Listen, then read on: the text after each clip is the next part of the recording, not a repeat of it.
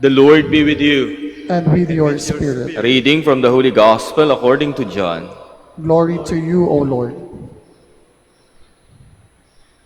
The disciples said to Jesus, "Now you are talking plainly and not in any figure of speech.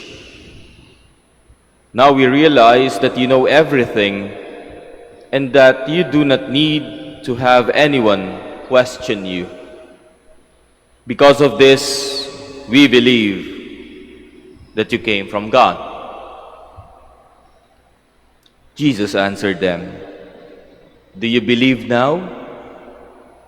Behold, the hour is coming and has arrived when each of you will be scattered to his own home, and you will leave me alone. But I am not alone, because the Father is with me.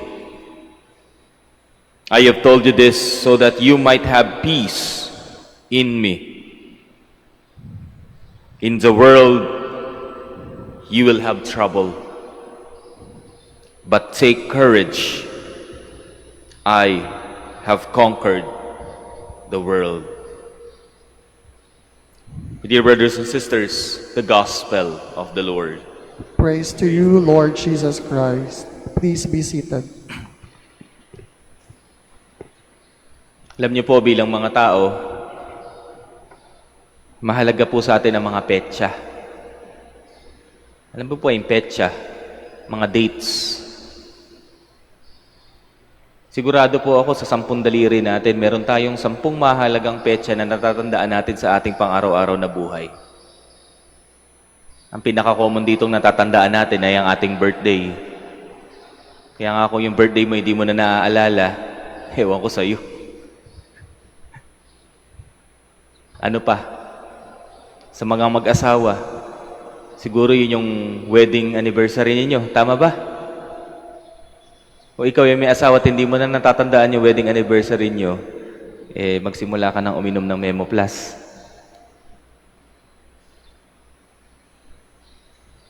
Mga kapatid, naalala nyo ba kung kailan kayo bininyagan?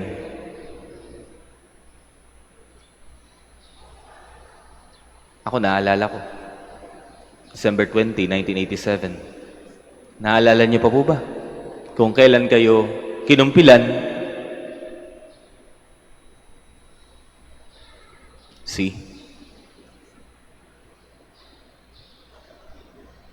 Minsan din yung mga ganitong bagay, naalala lang nating tingnan kasi kailangan. Kailangan sa school, kailangan sa employment, kailangan sa pagpapakasal.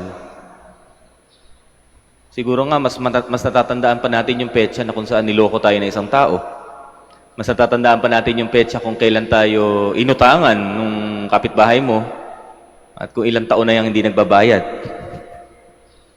Minsan mas naalala pa natin yung petsa ng pagbabayad ng Meralco at ng bill ng kuryente, ng tubig at ng kung ano pang bill. Bill ng Netflix, bill ng Disney Plus, bill ng Spotify. My dear brothers and sisters,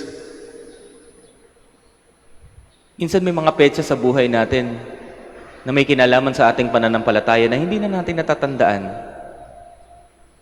Kasi ganun na lamang natin tingnan ng mga bagay na ito. Tulad ng kung kailan kayo kinumpilan, kung kailan kayo bininyagan, kailan kayo nag-first communion, kailan yung huli mong kumpisal. Kapag yan hindi mo na maaalala, it speaks something about how you deal with your faith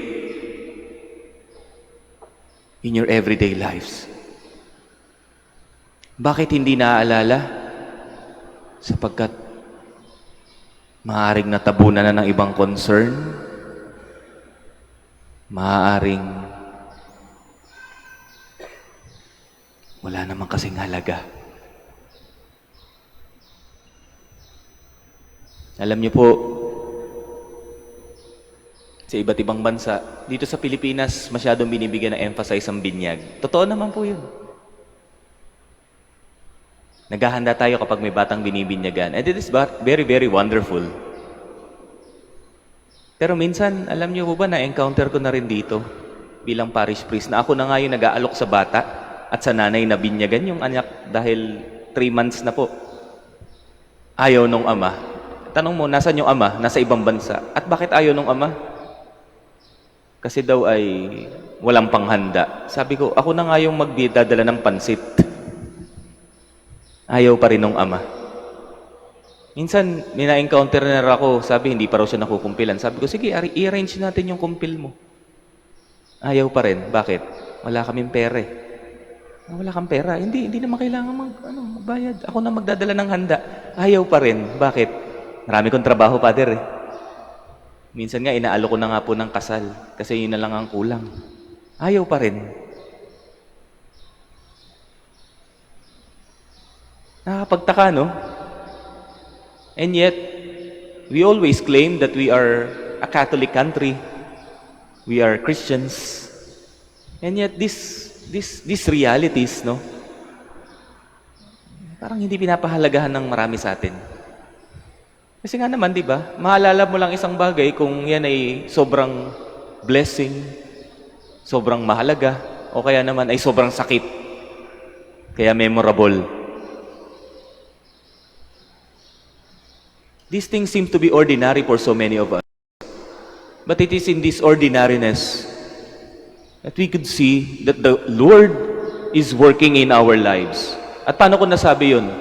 Nung nabinyagan ka, yan yung panahon na unang-unang nakilala mo si Kristo. Na pinatunayan ng mga magulang mo sa iyo na ayaw ka nilang maglakbay sa mundong ito na mag-isa, kaya ka inilapit kay Jesus.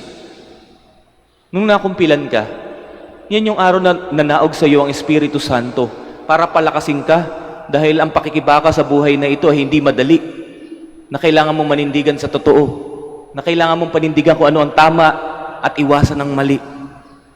Nung nagkomunyon ka, bakit mahalaga ito? Sapagkat pinalalakas ka ng Panginoon sa bawat pagtanggap mo ng komunyon at naipapakita mo sa lahat na ikaw, physically at spiritually, ay nakikipag-isa kay Lord.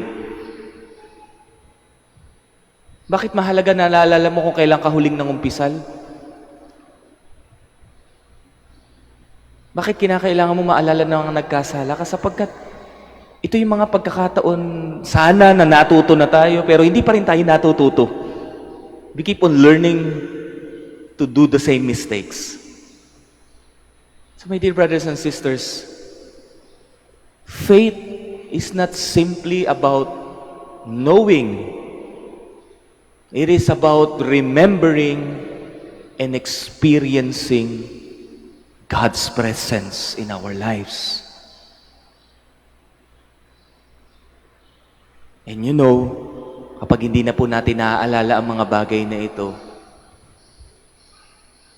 maybe, or probably, or perhaps, it speaks of one thing. Nararamdaman pa ba natin ang pagkilos ng Espiritu Santo sa buhay natin?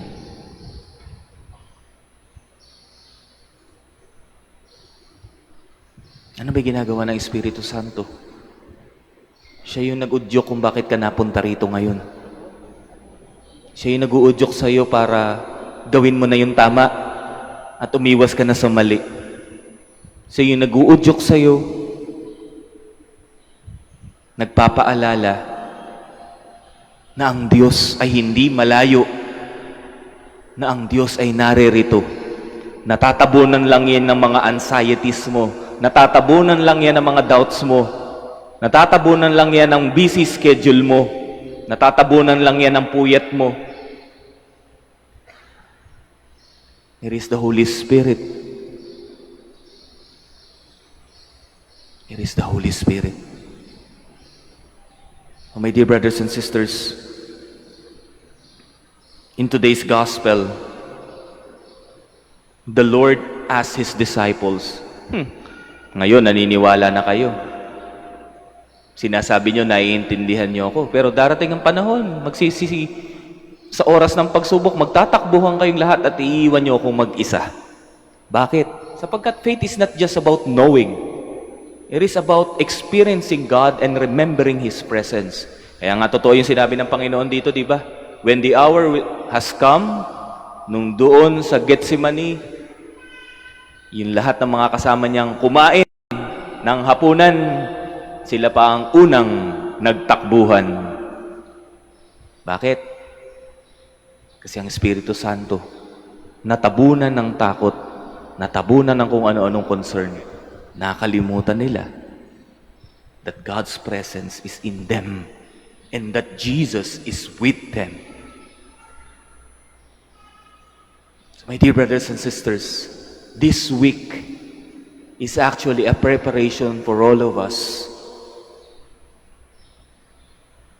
to talk to the Holy Spirit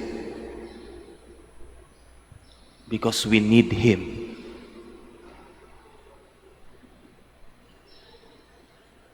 Let us ponder. Let us pray to Him. Iba yung mga charismatic, madalas sinasabi ng mga charismatic pag magsisimula na silang kumanta para kay Lord. Ano kinakanta ng mga charismatic? Come, Holy Spirit, I need you. Sino bang espiritu yung tinatawag mo? Kapag ikaw ay maraming doubts. Marami sa atin, dinadaan na lang sa pag-inom. Eh, hindi Holy Spirit yan. Espiritu ng vodka yan. Espiritu ng pulang kabayo yan. Espiritu ng alak yan. Will it resolve your problem? Why not pray to the Holy Spirit? The Spirit of God, whom we received when we were baptized, nung tayo'y nakumpilan, nung tinanggap natin si Jesus, nung tayo'y nangumpisal. If we really want to have a renewal in our lives, don't forget the Holy Spirit, because the Holy Spirit will remind you to take courage. And it is the Holy Spirit who will remind you